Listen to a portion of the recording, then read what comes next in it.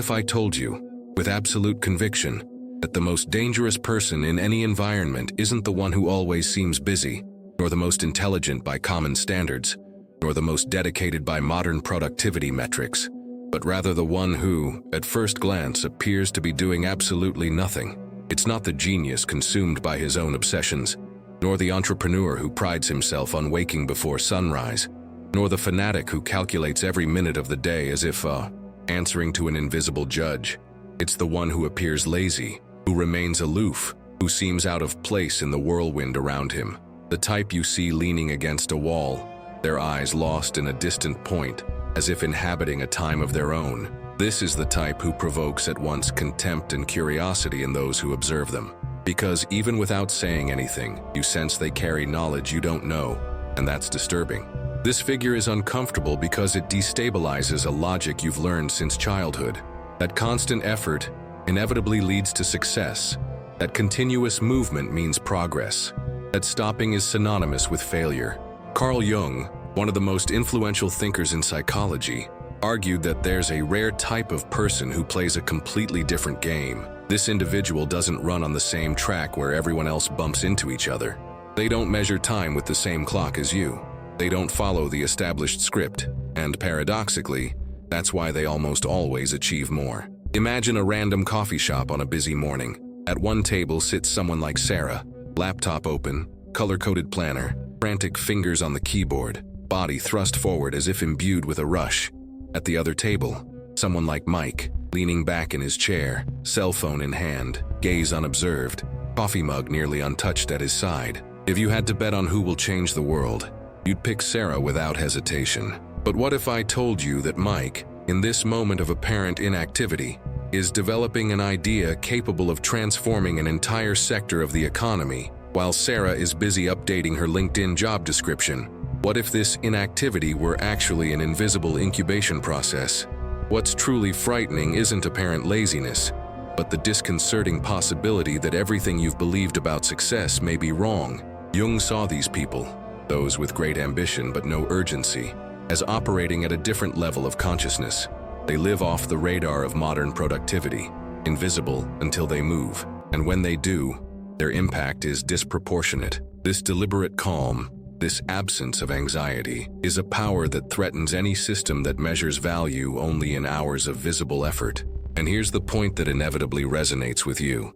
If this person is right, then perhaps years of your life have been wasted in a race that was never necessary. Do you have the courage to entertain this hypothesis? Or would you rather, for comfort, call them lazy and continue to reaffirm that your way of life is the only valid one? Jung said that the encounter between two personalities is like the contact between chemical substances. If there's a reaction, both will be transformed. But what happens when one of the parties doesn't react as expected? The lazy and ambitious man doesn't enter the field where you try to beat him. He refuses the game of ostentatious productivity. Instead of accepting the rules, he changes the board, shifting the dispute to terrain known only to him. It's this unpredictability that makes him dangerous. Perhaps you've felt it, that silent discomfort around someone who's unimpressed by your to-do lists or the size of your goals. You show off your results, they respond with a relaxed smile. You talk about plans and deadlines, they change the subject to something seemingly irrelevant. It's as if everything that moves them is immune to what moves you. And deep down, this indifference threatens the very fabric of your trust. Because if the validation you seek has no value to them, what's left? Now, imagine, really imagine, living without carrying this burden, without measuring your worth by the density of your schedule, without feeling the guilt that accompanies every moment of rest, without the automatic impulse to fill every empty space with action. This is exactly what the lazy and ambitious man does, not out of stubbornness or wanton rebellion, but because he understands the inner workings of his own mind and knows that it operates better without the constant pressure that enslaves so many. What if this freedom, this apparent disconnect from the mass rhythm, were more productive than any rigid routine? What if true strength lay in being able to stop while everyone else accelerates? Have you ever dared to wonder what would happen if you simply decided to stop running? Ultimately, that's what makes this man a real danger. He embodies living proof that there are other ways to exist. And if you believe him, You might find yourself building your entire life on a shaky foundation, not because you failed, but because you never questioned that foundation. Jung knew, and few admit, that productivity can function like a carefully crafted mask. Behind it often lurk deep fears. Fear of not being enough, fear of going unnoticed, fear of being forgotten. The lazy and ambitious man doesn't need this mask, and it is precisely this absence that makes him uncontrollable. And this is where the provocation intensifies. If he ignores the rules and still finds his way, what does that say about you and the world you've accepted as the only possible reality? If this question has already begun to settle in your mind, prepare yourself. What Jung called the shadow will expand this unease until it transforms it into an uncomfortable and irreversible understanding of what silent power truly is. Jung said that everything that irritates us in others can lead us to a deeper understanding of ourselves. When you observe the lazy, ambitious man and feel an immediate discomfort, that feeling isn't random. It acts like a mirror, reflecting parts of yourself you might prefer not to see. It could be that behind the anger, there's a silent fear. The fear that he represents living proof that you may be leading your life more out of the dread of being seen as useless than out of a genuine drive to create something that truly matters. This feeling doesn't just arise in moments of deep reflection. It appears in the small cracks of everyday life. Think about when you're on vacation, and even with free time, you feel that gnawing restlessness that you should be producing something. Or the day you decide to relax in the afternoon, but minutes later, you're already looking for an excuse to justify your idleness. This discomfort is what Jung called the shadow, the part of our psyche we try to hide because we fear not only the judgment of others, but also our own. In our culture, perhaps the greatest collective shadow is the fear of being seen as lazy, unproductive, or irrelevant. That's why we constantly put on a performance. It's not enough to do. We have to show it off. With every photo taken at the office, every post about goals achieved, every report of an optimized routine, we reinforce an image that is often just a facade. Productivity has become a stage, and we, actors who have memorized the role of the tireless worker, the lazy, ambitious man has no part in this play. He has nothing to prove, and that in itself is a silent but devastating affront. Because if he's right, it means that perhaps all you're running is just a disguise to hide insecurities you'd rather not face. Imagine any office. There's an employee who arrives early, organizes their desk, completes tasks efficiently, and is always present at meetings. Another employee arrives late, seems distant, and spends long periods simply observing. But when an unexpected problem arises, they're the one who finds the solution in minutes, while the others still debate possibilities. It's not about the number of hours worked, but the depth of an invisible mental process.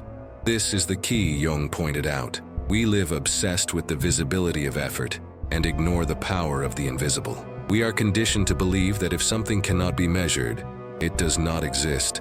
The lazy and ambitious man defies this logic daily. He proves that great transformations rarely arise from the quantity of action, but from the quality of a thought that matures slowly. For many, this behavior is irritating because it destabilizes the familiar order. It's like watching someone break all the rules and still win. Instinctively, we try to discredit them. It was luck. This is an exception. It won't happen again. But deep down, we fear they've discovered a gentler, more effective path. The discomfort grows when we realize he doesn't carry the anxiety that drives us. He doesn't feel constantly late. He doesn't measure his worth by the number of tasks completed each day. His lack of rushing is a silent act of resistance against a system that feeds on our haste. Jung saw this detachment as a threat to the tribe's cohesion. Social structure depends on adherence to rules.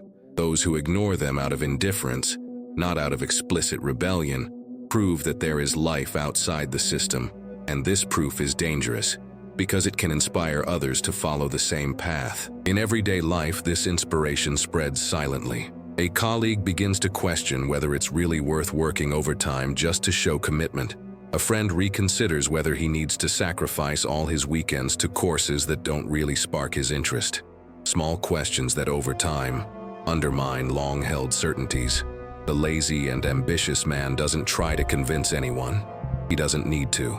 His calm under pressure is enough to create cracks in others' convictions. And as these cracks grow, more people begin to suspect that the relentless race might not lead to the promised destination. This is where the true internal conflict arises. Recognizing that an alternative path exists means facing your own shadow. It means admitting that much of what you've done so far has been driven by fear, a need for approval, and habit, rather than a genuine vision of life. Few have the courage to do this. Jung believed that encountering the shadow is inevitable for those seeking true transformation, and perhaps this is exactly what the lazy and ambitious man provokes, even in silence.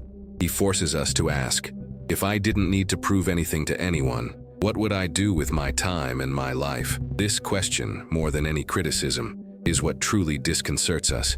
Even if you try to ignore its existence, the seed has already been planted, and like all seeds, it will germinate. It may take years, but one day you will wonder if you're wasting energy on unnecessary battles. When that moment comes, you'll be much closer to understanding the shadow's silent power and how it transforms what the world calls laziness into one of the sharpest forms of personal power. While most people measure productivity by the number of hours they stay busy, there is a rare breed of individual who measures progress by the depth of the inner connections they can form. They know that the most valuable work is not the kind the world sees happening, but the kind that happens in silence, without witnesses, in the invisible space between intention and action. Jung called this state active imagination, a process in which the conscious mind steps back and allows the unconscious to work freely, combining information, creating connections, and producing ideas that would not emerge under pressure. The question is, why is this process so underestimated when it has proven, time and time again, to be the source of extraordinary discoveries? Perhaps because it can't be timed or transformed into a graph to present results. Companies and institutions don't know how to evaluate something that doesn't generate immediate reports, and so they prefer to invest in what is visible, even if less efficient. Imagine someone like Einstein, who had the insight into the theory of relativity not while tied to a desk, but during a daydream, or Tesla, who visualized entire machines in his mind before even picking up a tool. These moments were born not of exhaustive effort, but of the mental freedom to let ideas find their way in the subterranean realm of consciousness. Why then do we insist on believing that thought is only valuable when accompanied by sweat and urgency? This resistance has deep roots.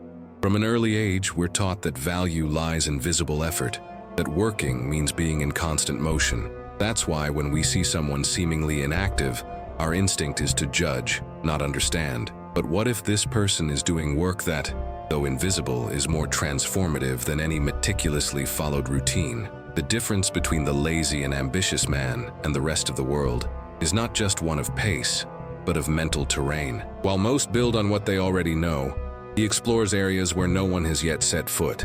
This requires a kind of patience few can tolerate, the patience to not force answers, to allow the mind to form organic and unexpected connections. Perhaps the question you should ask yourself isn't, why isn't he doing anything? But, what's happening inside him right now? This simple shift in perspective opens the door to realizing that often what appears to be inactivity is actually incubation, the very moment when new ideas begin to take shape, even if they haven't yet revealed themselves. The curious thing is that this state cannot be controlled or accelerated. You can create the conditions for it to occur, but you cannot demand it to occur on command. It's like trying to force a river to flow faster. Excessive pressure not only doesn't accelerate the flow, it can destroy it. The lazy and ambitious man understands this intuitively. He knows when to stop, when to wait, and most importantly, he knows that this time is as productive as any other. What would happen if you gave yourself permission to work this way? You might discover that many of the solutions you seek are already forming within you, just waiting for space to emerge. But this possibility is frightening because it requires abandoning the illusion of absolute control that traditional productivity offers. Jung saw active imagination as a bridge between the conscious and unconscious, a channel where symbols, memories, and perceptions meet to create something new. He believed that this inner space is one of the most powerful resources a human being can access. The problem is that we live in a world that rewards only what can be demonstrated, and this makes this kind of work nearly invisible. Perhaps it's precisely this invisibility that's so disturbing. It's impossible to measure, compare, or replicate the way the unconscious processes information. There's no guarantee of when or how the result will come. And yet when it does, it can completely change the course of a project, a life, or even an entire era. Now think about what this means for you. How many times have you stopped a creative process simply because there wasn't an immediate result? How many times have you forced yourself to act when the best thing you could have done was wait? Has the fear of appearing unproductive ever made you abandon ideas that could have been revolutionary? The lazy and ambitious man doesn't suffer from this anxiety. He doesn't measure value by the volume of tasks completed, but by the relevance of what is created. And this choice changes everything. While others exhaust themselves trying to keep a machine in constant motion, he directs his energy only when he knows the moment is right. This behavior defies the logic of productivity because it focuses on the moment of action, not the time spent acting. And this means that when they finally decide to act, they do so with precision, with an impact that seems disproportionate to the visible effort. The question is, would you have the courage to live like this? To face the judgmental looks, the questions about what are you doing with your life, and still maintain your commitment to your own pace? You succeed, because following this path requires not only patience but absolute trust in your own process. This is the real secret: confidence. Without it, waiting becomes paralysis. With it, waiting becomes strategy. And it is precisely this distinction that separates the lazy and ambitious man from everyone else. He is not standing still because he doesn't know what to do. He is standing still because he knows it's too early to act. Perhaps the greatest lesson he offers isn't about productivity, but about courage. Courage to accept that the most important work of your life may be happening right now, even if no one but you can see it. Courage to stand still while everyone else rushes by, because you know that when you take the next step, it will be in the exact direction of what truly matters. What makes the lazy and ambitious man so dangerous to established systems is not just his way of thinking, but his refusal to play the game everyone has accepted as inevitable. Jung warned that the individual has always had to fight to avoid being crushed by the tribe. But this man doesn't confront the tribe with direct confrontation. He ignores it altogether. This indifference is even more destabilizing than open resistance, because it undermines authority without giving the system a visible enemy to fight back against.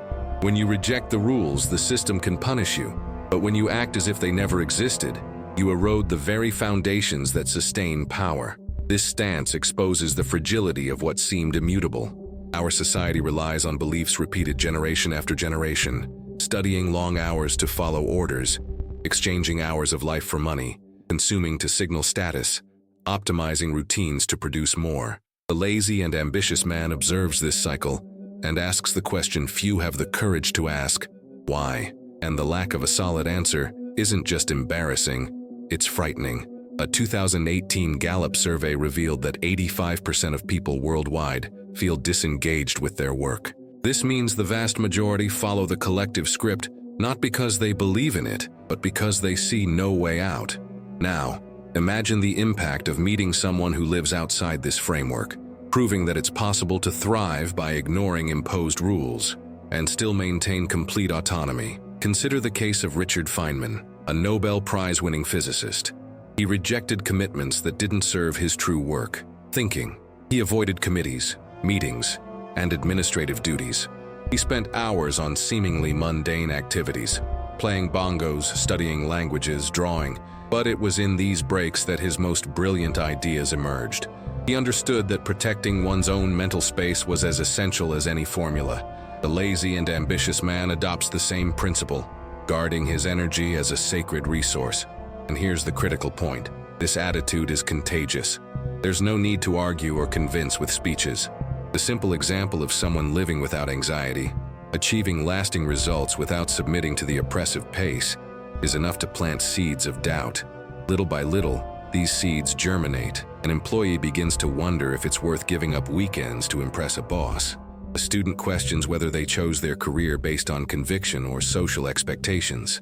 An entrepreneur reconsiders whether their obsession with rapid growth isn't destroying the core value of what they've created. These are subtle cracks in the system's walls, but they grow. The lazy and ambitious man doesn't seek to overthrow anything through declared revolutions.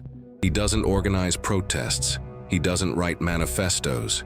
He simply lives as if he were already free, and this is more subversive than any overt act of rebellion, because if he can do it, others can too. And when this perception spreads, entire structures shake. Now consider the implications. If a significant number of people adopted this lifestyle, how many economic gears would stop turning? Companies that rely on exhaustion would have to rethink their models. Industries sustained by impulsive consumption would have to seek new incentives. Governments that rely on the population's distraction and anxiety would face citizens who are more attentive and resistant to manipulation. The greatest fear of those in control is not a visible opponent, but the silent multiplication of uncontrollable individuals. Jung pointed out that the true risk to the tribe comes not from without, but from within, from the individual who refuses to conform to the mold. This man proves that freedom is not something one receives, but something one chooses to live. And when more people realize this, the fear shifts. It is the system that begins to fear. You woke up tomorrow with the full knowledge that you didn't have to follow any of the rules you've accepted as absolute. What would you do? This simple question already begins to erode the very fabric of the box that surrounds you. Perhaps this is the ultimate intention of the lazy and ambitious man, not to preach doctrine, but to inspire enough for you to knock over, with your own hands, the first piece of your own domino. Jung, for much of his life, was criticized for being considered unproductive or too distracted. His colleagues, immersed in academicism and the pursuit of tangible, immediate results, viewed with suspicion the time he spent in isolation, exploring thoughts that seemed to lead nowhere. But gradually what seemed unproductive revealed itself as fertile ground for transformative ideas. He didn't see isolation as an escape, but as a necessity to access a level of clarity and depth impossible in the fast-paced, noisy world most choose to live. This same pattern repeats itself in figures consecrated by history. Leonardo da Vinci would go long periods without completing works, jumping between projects, jotting down seemingly random thoughts, studying anatomy, engineering, art, and nature. By modern standards, he would have been accused of lack of focus, perhaps even laziness. But it was precisely in this non-linear time that he built one of the most versatile and brilliant minds that ever existed. Today's lazy and ambitious man carries this same logic. He allows himself the necessary interval for the connection between ideas to mature and reveal itself at the right moment. In everyday life, this behavior is almost always misinterpreted. The modern world expects visible consistency, constant delivery, and uninterrupted communication. But there's a cost to this model: mental saturation. The difference is that the lazy and ambitious man refuses to pay this price. He understands that by expending energy indiscriminately, the impact and depth of his actions diminish. Therefore, he protects his time and attention as strategic resources, not as currency to buy other people's approval. This choice, however, requires more courage than one might imagine. You have to be willing to be misunderstood for long periods. You have to endure the uncomfortable silence that comes when you're not racing to keep up with others. And above all, you have to trust your own process enough to not let yourself be dragged down by collective anxiety. Imagine a person who, instead of pursuing opportunities at any cost, spends years studying in depth a topic few understand. To the outside world, they may appear stagnant, but internally, they are building such a solid foundation that, when they finally act, their contribution is not only relevant, but also redefines the field in which they operate. This is what differentiates movement from impact. Constant movement can create the illusion of progress, but true impact requires preparation, and preparation requires time. Jung knew this because he lived it. His greatest contributions to psychology, concepts such as the collective unconscious, archetypes, and the shadow, arose not in moments of hyperactivity, but in periods of solitary reflection and inner exploration. His critics failed to understand that this apparent withdrawal from the world was, in fact, immersion in an inner universe, from which emerged ideas that would continue to influence humanity for generations. The lazy and ambitious man is not defined by his lack of action, but by the selectivity with which he chooses when and where to act. This selectivity is his distinguishing feature, and also what most bothers those trapped in the logic of incessant productivity. For them, the idea of waiting for the right moment seems like a waste. However, it is precisely this waiting that makes all the difference. If you look at history, you'll see that the greatest discoveries have rarely emerged under maximum pressure. Often they came in moments of pause, of distance, of creative freedom. The problem is that we live in a system that glorifies urgency and devalues silence. The lazy and ambitious man defies this logic, not only by the way he lives, but by the results he achieves when he finally decides to take action. This is the essence that connects Jung, Leonardo, Feynman, and so many others to this modern archetype. They understood that it's not about winning the race, but about carefully choosing which races are worth running. And more than that, they understood that the finish line isn't where most people think. The true goal isn't to get there quickly, but to arrive with something that carries weight, relevance, and the ability to transform. The discomfort this kind of life causes in others stems precisely from this difference in priorities. While most people move to avoid falling behind, the lazy and ambitious man moves to advance in a direction he considers authentic, and so he's not easily manipulated by artificial rewards or imposed goals. He chooses his own time, his own pace, and, ultimately, his own destiny. At its core, this stance is an act of silent resistance. In a world that measures value by speed and volume, choosing the right depth and tempo is a direct challenge to the dominant culture. It's not just a way of life, it's a declaration of independence. And like every declaration of independence, it inspires, disturbs, and inevitably transforms those who have the courage to observe it closely. The lazy and ambitious man is not an unattainable ideal, nor a mythical figure reserved for geniuses of the past. He is an archetype accessible to anyone willing to break with the imposed logic of constant productivity and seek a way of living that is both strategic and authentic. Jung said that the privilege of a life is to become who you really are, and that's the key point. It's not just about being more productive or less anxious, but about aligning your time, energy, and decisions with the essence of who you truly are. We've reached the point where we need to translate this concept into action. It's easy to admire the lazy and ambitious man's attitude from afar, but difficult to apply it when the world around us insists on measuring value by haste and constant showmanship. Therefore, the first step is an act of quiet courage. Stopping. Not stopping to give up, but stopping to listen to yourself. Set aside a moment each day to be away from external stimuli. No cell phone, no notifications, no obligations. Use this space to observe what's happening inside you. At first it may feel uncomfortable, even distressing, but it's in this silence that you begin to realize which thoughts are your own and which are merely echoes of social pressure. The second step is to map your energy peaks and valleys.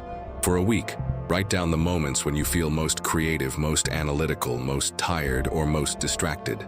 This simple exercise reveals that your energy doesn't follow the conventional clock. With this information, you can reorganize your routine to schedule the most important tasks at times when your mind is naturally sharpest. This is the foundation for working less, but producing more and better. The third step is to cultivate what Jung called active patience. This means preparing even when nothing seems to be happening.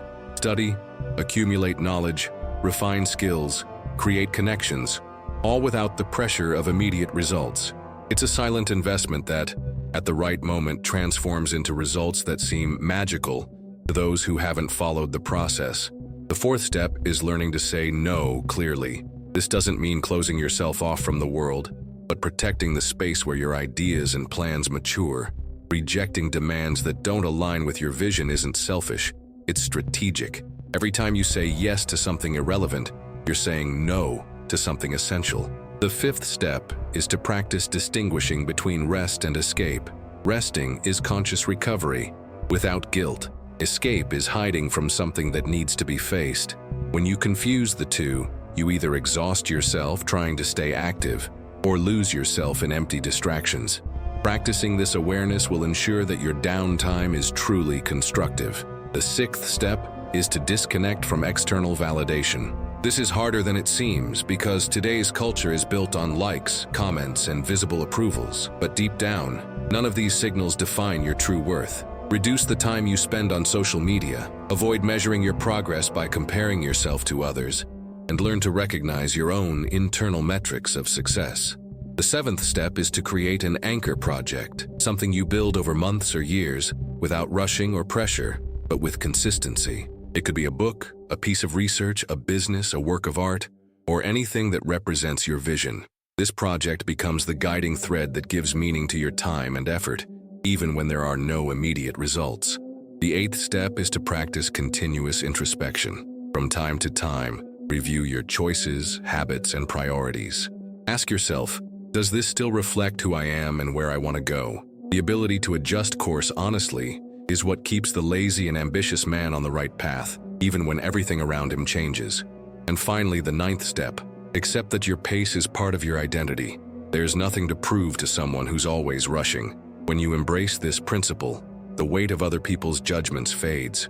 You stop living to satisfy expectations and start living to build something that truly matters to you. Putting this way of life into practice requires persistence, but it also brings profound rewards, greater clarity, greater impact, and above all, greater freedom.